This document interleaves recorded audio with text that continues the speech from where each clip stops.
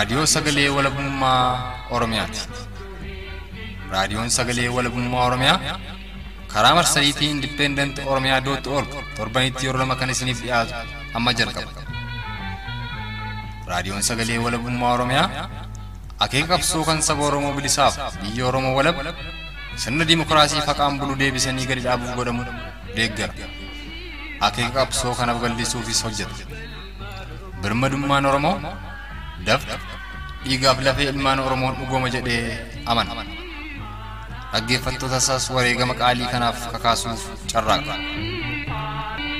Kun raadiyoo sagalee walabummaa Oromiyaati.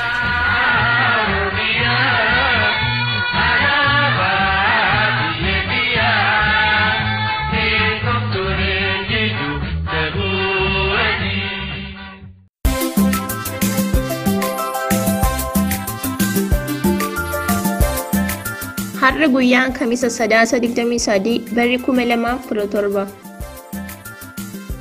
Hashamaa dhaggeeffattoota keenya akkuma yeroo hundaa sagantaa keenya guyyaa har'aatiin oduu qophii addaa fi dhaamsa raadiyoo sagalee walabummaa Oromiyaa qabannee dhiyaanneerra. Hanga xumura sagantaa keenyaatti nu faana turaa jecha keessummeessituun keessanarraa ani Falmattuu Lammiitti. Amma kallattumaan gara oduuttan isin dabarsa. Harka fuunee dhaggeeffattoota keenya jaallatamoo oduu keenya guyyaa irraa muka isin dhageessu hanxiiqii dhugaasaati.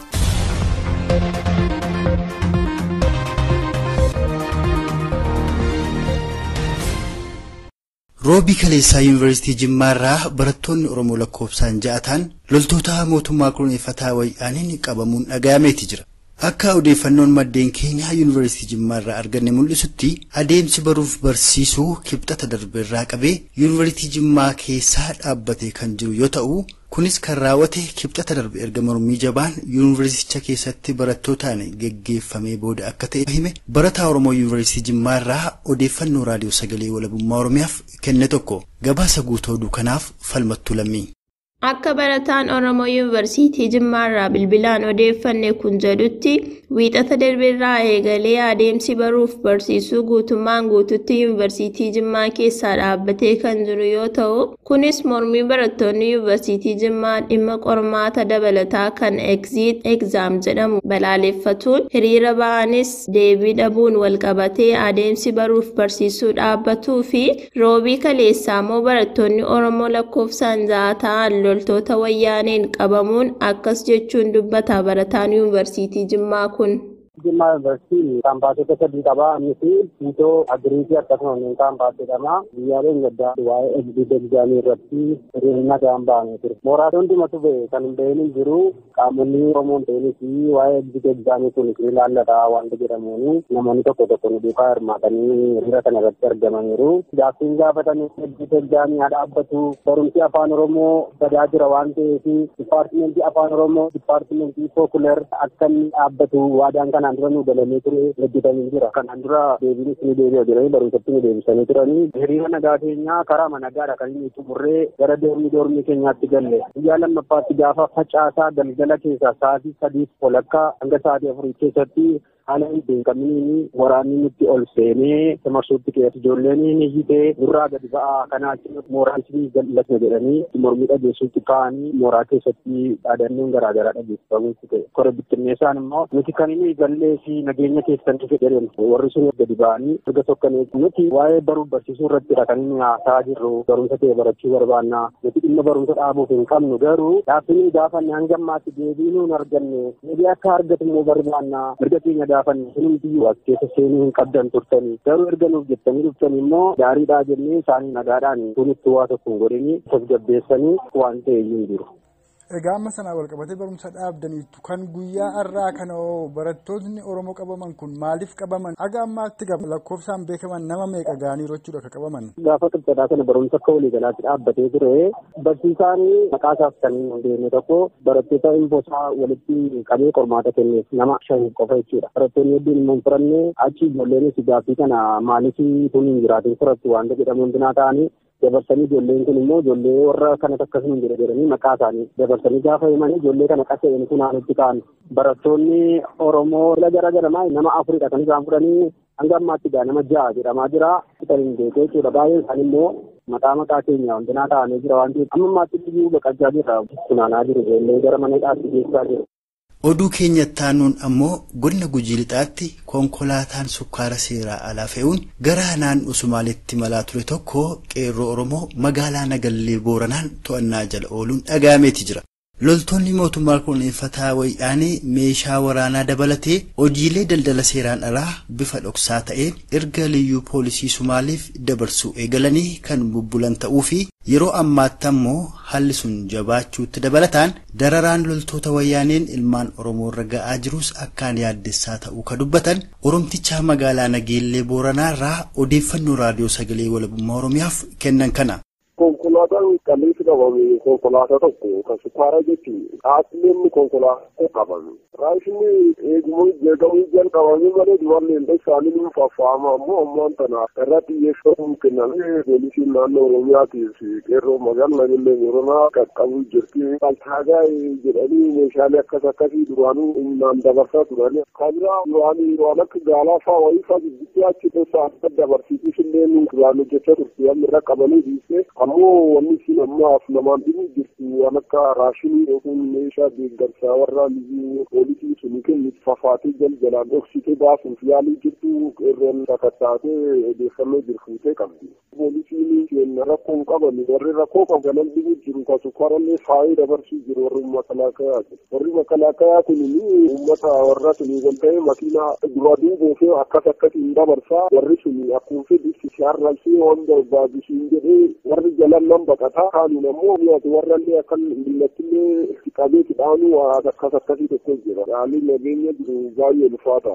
Uummata kana akka inni birmannaa walii godhu kan hin danda'ame birmannaan guddoon isanirra eegamti jedha Oromoota magaalaa Nageellee Booranaa jiraatan hundaan. Kun kanaan osoo jiruu roobii kaleessaa godina Qellem Wallaggaatti barattoonni mana barnootaa sadarkaa lammeessoo caanqaa hiriira mormii jabaa geggeessanii ooluun dhaga'ameeti jira. Gaaffilee mormii roobii kaleessaa barattoonni Oromoo magaalaa caanqaa bifa dhaadannoon kaasanii oolan keessaas muraasni gaaffiin mirga abbaa biyyummaa Oromiyaa mirkaneeffachuu uummata Oromoof deebi'uu qaba. Godinni Qellem Wallaggaa bulchiinsa koomaandi poostii jalaa ba'uu qaba. Oromoonni mana hidhaatti gidirfamaa jiran hidhaarraa hiikamuu qabu. Oromoota naannoo Somaalee irraa buqqifamaniif gargaarsi ga'aan godhamuufii qaba kan jedhanii fi gaaffilee biroos kan hammatu yoo ta'u, warraaqsii guutummaa Oromiyaa keessatti itti fufuu akka qabus waamichi qeerroo caanqaarraa qeerroo guutuu Oromiyaaf taasifamee ooluu ka himan jiraattota. Roobaa boruu dabalata qaba. Hiriirri mormii godina Qellem Wallaggaa magaalaa Caanqaatti roobii kaleessaa barattootaan godhameen dargaggoonni magaalaa Dambidolloo irraa ukkaanfaman, gadhiifaman, waraanni raayyaa ittisa biyyaa nu keessaa bahu, daangaan Oromiyaa kabajamu, dhaadannoolee jedhuu fi kan biroo dhageessifachaa ooluu fi qondaaltota OPDO'n kan dubbatamuu fi caasaa OPDO gadiin kan godhamaa jiru wal faalleessa kan jedhe dargaggoo magaalaa Caanqaarraa odeeffanne tokko. Barattoonni keenya kan ba'an naannoo Jikooti. Sa'aatii 4 tilmaamaanii baanituma barattoonni kumaandii godina keessatti dhoksaa argatti lassaayyoo akka inni irraa dhaabbatu akkasumas yeroo darbee warroonni ukkaamawwan Dambidolloo irraa fudhatamanii tokkoon akka naannoo deebi'an liyyuu poolisiin achi uummata keenya maqaa jiru asii immoo poolisiin addaa dhufee makkalaakaa gooliin ta'ee uummata keenya isaa kanaaf kilaasii jalleen baran jireenyaa naa turanii Oromoon abbaa biyyaatii biyyi kan keenya biyya keenya irratti sarbamnu mirga abbaa biyyummaa nuuf kabajamu keenya keessaa makkalaakaan hojii hin qabu makkalaakaan daangaa eegamalee uummata eegamiti jechaa turani haalli jiru baay'ee sodaachisaadha wajjin tolu morma keessa jiraachuu yeroo waan babal'atamanii olii gadi ta'aa turan argumallee barattoota namanii kan dhufee itti dabalamee ijoolleen sodaatan biyya kanatti hin dabalamtu tura fakkeenya akka biyyaatti gaarummaatu labsamaa akkasitti garuu bara gajjallaa kana mootu jira wanti garraarraa dubbatamuuf wanti lafarratti hojiirra oolu walitti dhufu kanaaf uummanni Oromoo qabsootaa dhiisuu miti garuu qabsootaa bifa teeknika ta'e bifa taaktikii qabu utuu godhee bareedaadha maaliif amma yeroo darbee hiriira keessatti namoonni hirmaatan ijoollee Dambidolloo beekaa Dambidolloo namoonni dinnisaa turan sadarkaa isaanitti qabamantu jiru yeroo kana immoo namni maal teeknika addaatiin Oromoon wal eegalee hanga irraa yoo ka'e akkasumas hin taane iddoo raadiyoo hin taane guutummaa Oromiyaatti ta'uu qaba qabsoo godhamuuf malee namni tokko qofaa magaalaa tokko qofaa hirmaatiin faayidaan qabu eega gaaffii isaan deebinee namni hin qabatu jedhama qabamaa jira namni makkalaakaan nu keessaa jedhamaa jira makkalaakaan keessa deema deemaa jira. Dhukaasni biyya nagaa keessatti dhukaasni dhaga'amaa jira. Rakkoo tokkotu hin jiraatin. Kana moonbisu caaljettee keessa taanaan bare garbummaa sirraan deemsifidha. Kanaaf namni hundi irratti hirmaatee gama hundaatiin qabsaa'uu qaba malee akkasitiin miidhaminaan faayidaa hin qabu. Maaliif jiraachuun koo buddeen duwwaa miti. Namni mirga isaa kabachiifatee jiraatu taanaan jaarraa 21ffaa keessatti faayidaa hin qabu. Kanaaf namni doolii irratti dhiisuu qabu jedhaan akka dhufaafame. Oduu keenya dhumaatiin ammoo roobii kaleessaa loltoonni mootummaa koloneeffataa wayyaanee Oromoota naannoo Sumaalee keessaa buqqifamuun magaalaa Calanqoo keessaa qubatanii jiran irratti dhaanicha raawwataa oolan ta'uun dhaga'ame. Oromoota 100,000 lakkaa'aman kanneen naannoo Sumaalee keessaa buqqifaman keessaa Oromoonni lakkoofsaan 2,000 ga'an kan yeroo ammaatti bakka qubsuma yeroo magaalaa Calanqootti argamaniif gama mootummaarraa gargaarsa agammaatti godhameef kan hin jirre ta'uu fi gargaarsa uummatarraa argataniin jiraachaa akka jirantu dhaga'ame.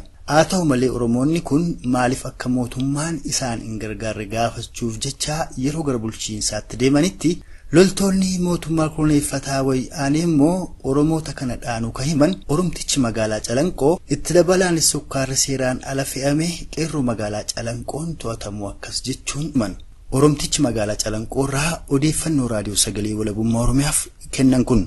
naannoo Calanqootti qullubbii jedhamtutti sukkara fe'amee tokko qabamee jirarra sukkara kanaaf mootummaatiin deemaa jira. Kan yeroon qabdeetitti amma makkalaaqaa arga galee jira. Makkalaaqaan gara dibuuka ofnaa jedhanii ammoo tana mareetu jiranii yeroon magaalaa Calanqoo sukkarri kun seeraan ala waan ta'eef baqattoota Somaaleerraa sirna nafxeenyaa abdiillee sindiqee fudhata kana warreen kanaaf ooluu qabaa jedhanii qeeroon dubbachaa jirti. Calanqoo waajjira tokko gallattisiisneefitti jiraattonni magaalaadhaa ichi keessa jiran baqattoonni hanga nama 2,000 olii kan ta'an. Bahanii dhimma isaanii gaafatanii hanga ammoo tana hawaasaaf tajaajilaa jiranii maaliif nugunnee firaashii dindilinfii waan of kanneen kana nuguu ta'aa jiranii yeroo baay'ee gaafatanii hawaasni gaafatee fi qarshii 200,000 faayinaansii irraa baasanii turan firaashii jedhanii firaashii 8 qofa bitanii namoonni kan lafarra jiranii waan kana ta'e namni mirgi kamiin eegamuu qabaa jedhanii hawaasa jedhamatanii ka'anii sababa sana irratti irra makkalaakiyaan uummata warra muraasa hir'isee jira yeroo ba'anii Calanqoo keessa uluma biqiltoota qofa hin jiraattota namoota hedduu tumarii jiran amma warruma karaarra jiru malee uummanni kaan haalli rakkisaa ta'e uummanni keessa jira hundi keenya hukummaadhaan waldala hiriiree waqtii hojii danda'uu qabnaan ta'e.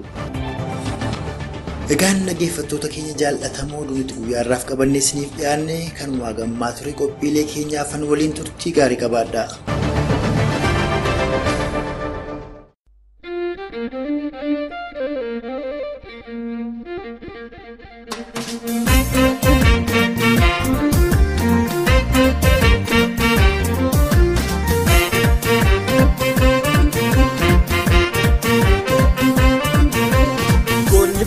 Kero fakilenja Dolenji fate fannisu nafaja Oromia bilisa basu kero Kumman kana Urmunjiranan Kero chalanja batu balifera Kumman kana Urmunjiranan Kero chalanja batu balifera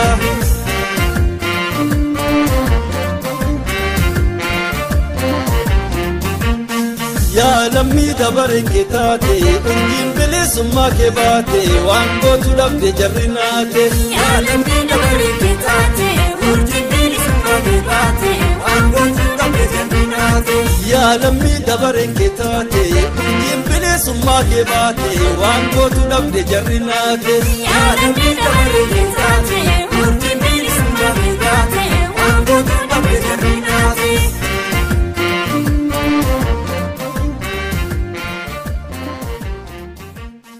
Sagantaan keenya oduun jalqabe ammas itti fufee jira.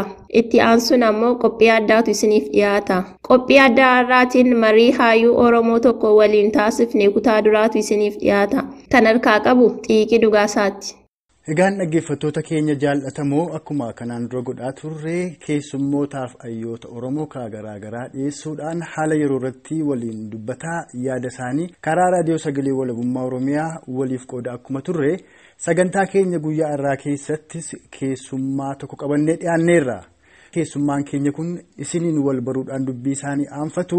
Keessummaa keenya dhaggeeffattoota raadiyoo sagalee walabummaa Oromiyaa waliin isin barsiisuun gara gaaffiif deebii keenyaatti seenna. Dhaggeeffattoota keenyaan wal baraa. carraa kana nu kennitanii reediyoo sagalee walabummaa Oromoo irratti nu dhiheessuu keessaniif galata guddaa qabdu. Akkasumatti illee hojiin isin hojjechaa jirtan sagalee saba cunqurfamee taatanii falmaan isin karaa qilleensarraan godhaa jirtani kan baay'ee nama boonsu. Bu'aan isaatii fi galiin isaa walabummaa biyyaatii fi bilisummaa uummata Oromoo akka tahe abdii guddaan qaba. Ani maqaan kiyya Ibraahim Abbaayee naan jedhanii dhaloonni kiyya baha Oromiyaa irraahi.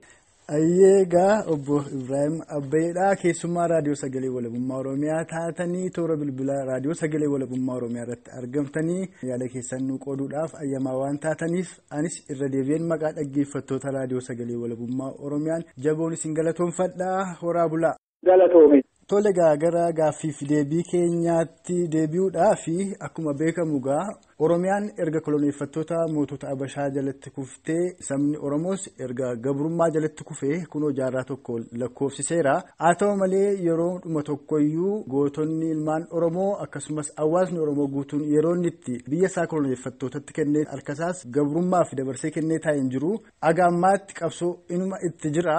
Haa ta'uti malee dhiyeenya kana namoonni tokko akka jedhanitti waan qabsaa'onni Oromoo ganamaa yookaan uummanni Oromoo argamsiisuudhaaf qabsoo eegaleef kallattiin itti deemamaa jiru tokko miti warra jedhantu jira. Qabsoon bilisummaa Oromoodhaa ganama yeroo eegale maal argamsiisuuf ture?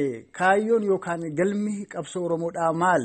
Gaarii bareedaadha. Waa'ee qabsoo Oromoon gaggeessaa turee fi itti jiru kana yooni fageenyaan laallee idduma lamatti addaan baafnee ilaaluu dandeenya jechuudha. Tokko qabsoon akaakayyuu abaabayyuu irraa haga dhaloota qubeetti dhufe kuni dhiigaa fi lafee itti gannaqamee itti barbadaawee as gahe kana hanga walabummaan dhugaa argamutti itti fufuu qaba. Gaafiin Oromoo gaafii abbaa biyyummaa waan ta'e impaayera keessatti hiikamuu hin danda'amu warra jedhu jechuu tokko. Impaayerii keessatti furmaanni argamuu hin danda'amu waan jedhu jechuudha. Itoophiyaan waan impaayerii taateef.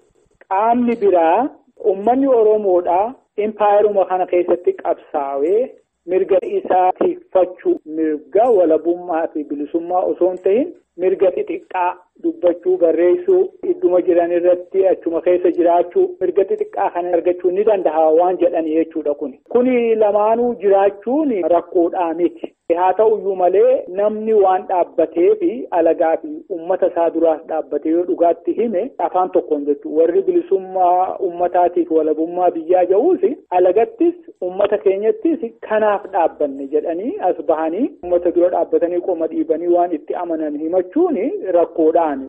Warri lakkii nuti immoo Itoophiyaa Dimookiraatessina jedhaniis akkas jedhanii himachuun waa rakkoo miti. Haa ta'uyyuu malee waan lafarra jiruu fi haala uummanni keessa jiruutu murteessa. Gaafachi gahanii murteessaan uummata Oromooti ta'a jechuudha. So tanaaf jecha haalli deemaa jiru kun afanfaajjiirraa uummata oolchuudhaaf as bahaniitu alagaa fi uummata duratti illee ifaan dubbachuu danda'udha jechuudha. Kan nama yaachisu keessaa qaamonni kun kan biyya keessaas kan biyya alaatiis jiru jechuudha. Warri biyya keessa jiruus tokko mootummaa ammaan tana uummata cunqursaa jiru kana bira dhaabbatanii uummata Oromoo irratti gabrummaan akka dagaagee irratti waaru kan isaanii wajji qabsaa'an hogguu ta'u sirnuma jiru bakka bu'anii impaayericha akka bulchan jechuudha.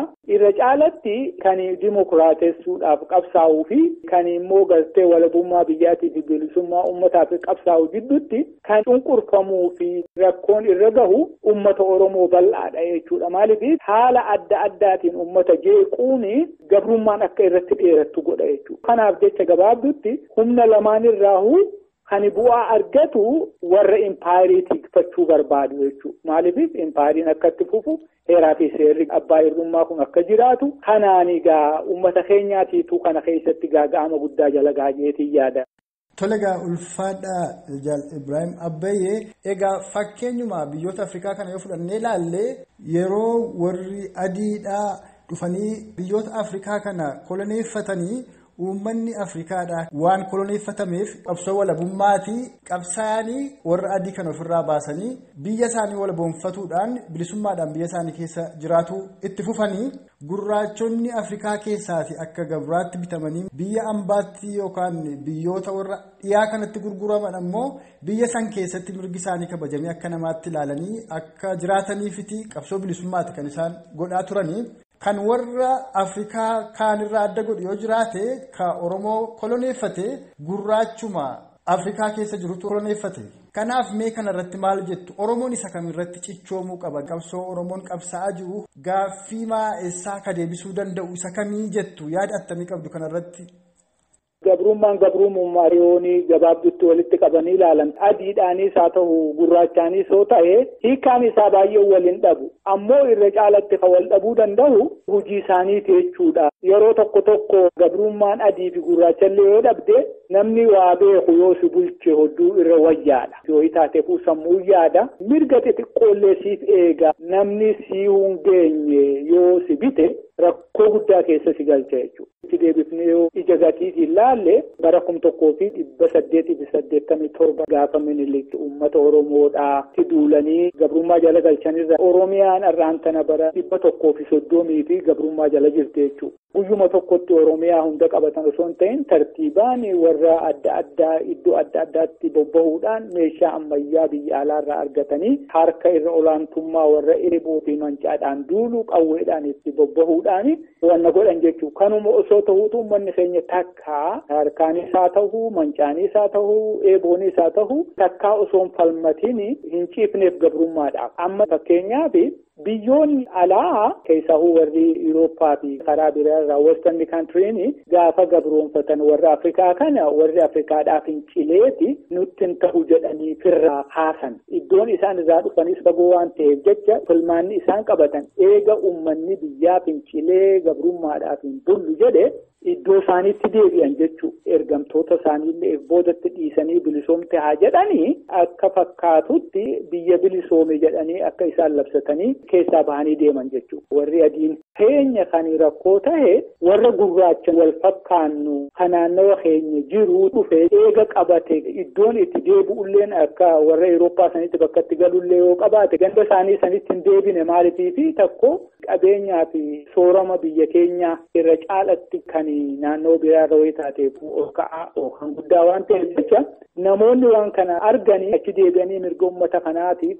yaaduu dhiisiiti mirguma hanga jirullee irraa sarbaa dhufan jechuudha. Gabaabdutti warri impaayirii Itoophiyaa jedhan kana Oromoo duwwaa mirga keessatti gabroomee jiru nuufi saboota biraatis jiru jechuudha. Akka carraatti yoo laaltanii impaayirii kuni yeroo hedduudhaaf jigamuu laalamee ture jechuudha. Gaafa Xaaliyaaniin bulchuu ture darbeellee yeroo adda addaatti waa meeqaatu tahaa ture biyya san keessatti kadhumaa bara 1991 ture jechuudha. Gaafa impaayiriin jiguudhaaf jilbaan lafa qabatte namoonni qophaa'e haqa isaanii fudhatanii deeman jechuudha. Fakkeenya yoo ilaaltan warri Eertiraadha. Warri Habashootaa fi warri Eertiraa jedhan kuni nurra caalaa isaaniitu walitti dhihaa taa'uu isaaniitu ilmaan adeerraniiti jechuudha. Isaanii gaafa sanii waan qophaa'anii fi haqa isaanii fudhatanii deeman jechuudha. Nuti akka jaarmaatti waan hin qophaa'aniif jechuudha. Oromoon impaayirii jalatti hafte jechuudha. Carraa guddaatu gaafas ture jechuudha. Gabaabdutti uummanni Oromoodhaa impaayirii kana keessatti bara 130 lakkaawwata. Gadadoon uummanni Oromoo keessa jiru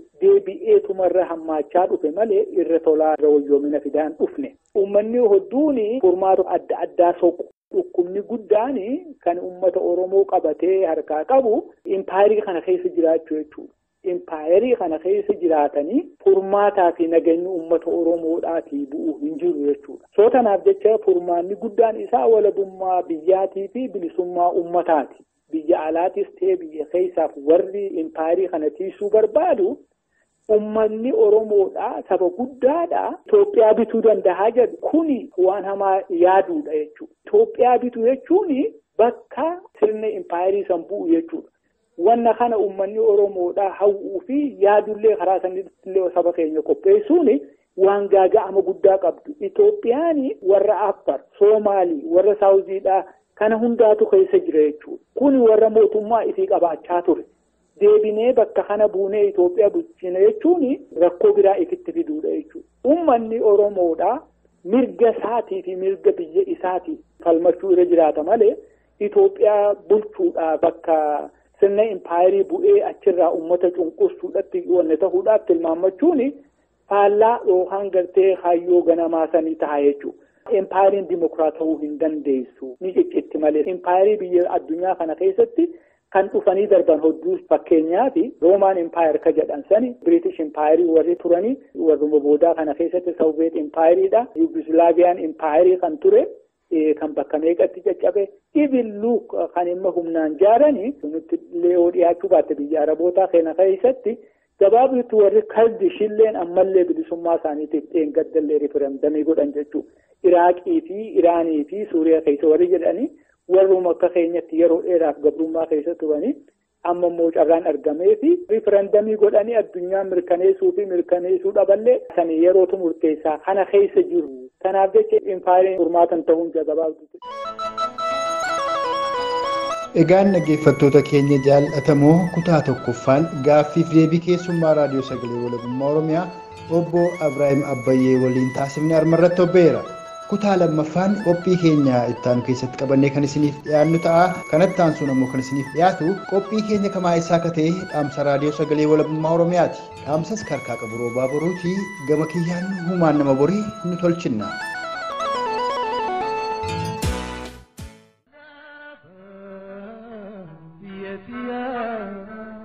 Sabni Oromoo akkuma saba kamii bilisummaa fi kabajaan kan jiraataa ture boodarra garuu koloneeffattoonni warra Habashaa meeshaa waraana ammayyaa warra dhiyaarraa argatan fayyadamuun erga cabee booda gabrummaatti kufe. Biyyi isaa Oromiyaanis koloneeffattoota Habashaan dhuunfatamte. Egaan biyyi Oromoo Oromiyaanis ta'e sabni Oromoo kan inni impaayira koloneeffattoota Habashaan Itoophiyaa irraatti makames fedhee osoo hin taane godaannisa calii calanqoo fi anooleen eeleeti. Qabsaa'onni Oromoo kaleessa lubbuu isaanii qaalii aarsaa godhanis ta'e qeerroon Oromoo har'as kan isaan falmataa jiraniif biyya abbaa isaanii impaayira Itoophiyaa keessaa walaboomsuu fi saba isaanis bilisa taasisuuf malee impaayira dhiigaa fi lafee Oromoo irratti ijaaramte keessatti Oromoo fi Oromiyaan akka bultuuf hawwanii hin beekan. Murni booji'amtoota waraana Mangistuu irraa ijaaramte jaarmiyaan Oppiidiyoo kaayyoon ishee inni guddaan Oromoo fi Oromiyaa impaayira Itoophiyaa keessatti hidhuu, saamsisuu, ajjeesuu fi biyya ari'uuf akkuma ture gannoota 27 darbanis hojii mana addi bilisa baasaa Tigraay kenneef kana raawwachaa turan. Har'as taanaan warraaqsa hudhee faana fuudhuu dhorkeen dirqamanii kan arraba tolfatanii dhugaa saba Oromoo dubbataa jiran akkuma gannoota darbanii diinaaf ergamaa Oromoo fi Oromiyaa daran miidhuuf soso'aa jiru. Yaa uummata Oromoo, impaayirri Itoophiyaa kaleessa murruqsi gochuun ijaaramtee fi gannoota hedduudhaaf saamtee ofii duroomte, si ajjeestee ofii jiraatte, har'as bifa jijjiirrattee deebistee of keessatti siidhuuf tooftaa fi haxxee kan sitti jijjiiraa jirtu ta'uu beektee furmaanni tokkichi galma kaayyoo kee kan walabummaa biyya kee fi bilisummaa mataa kee mirkaneeffachuunis si ga'u warraaqsa geggeessaa jirtu maddiitti qabxiilee kanneen beekuun gaarii ta'a. Impaayirri Itoophiyaa qabeenya, ilmaan, dachee fi humna kee addunyaa irratti beekamaa bara baraan akka ati kolonii ishee jala turtuuf si ajjeestu, si saamtu, si hiituu fi biyyarraa si ariitu, egeree keefis jijjiiramni isheen siif qabdu kan hin jirre ta'uu beektee jaarmiyoota siyaasaas ta'u murnoota Itoophiyaanummaa caalchifachuun kaayyoo qabsoo kee ganamaatti gufuu ta'an akeekkattee beekuun haxxeesii fi qabsoo keef xaxamurraa kan si baraaru ta'uu hubadhu. Ergamtoota Oppiidiyoo akka waan quuqamaa fi aantummaa siif qabanii of fakkeessuun mootummaa koloneeffataa wayyaanee fi impaayira Itoophiyaa badiisa irraa baraaruuf warraaqsa kee laamshessuuf tattaafataa jiraniin osoo hin goyyoomfamne warraaqsa kee daran finiinsuun mootummaa koloneeffataa wayyaanee fi ergamtoota isaa hundeen buqqisuu kan si dandeessisu ta'uu hubadhu. Xumura irratti bakka jirtutti walitti siquun wal mari'adhu, wal ijaari, dhiiraa dhalaa, xiqqaa guddaa, jaarsaa jaartii utuu hin jenne jaarmiyaa qabsoo hidhannoo jabaa of keessaa horachuun lolii wal lolchiisi biyya kee afaan qawween koloneeffatamte afaan qawween walaboomsadhu bilisummaa mataa kees mirkaneeffadhu kan jedhu dhaamsa raadiyoo sagalee walabummaa Oromiyaa kan guyyaa har'aati. Oromiyaan ni walaboomti, Oromoon ni bilisooma. Raadiyoo sagalee walabummaa Oromiyaa.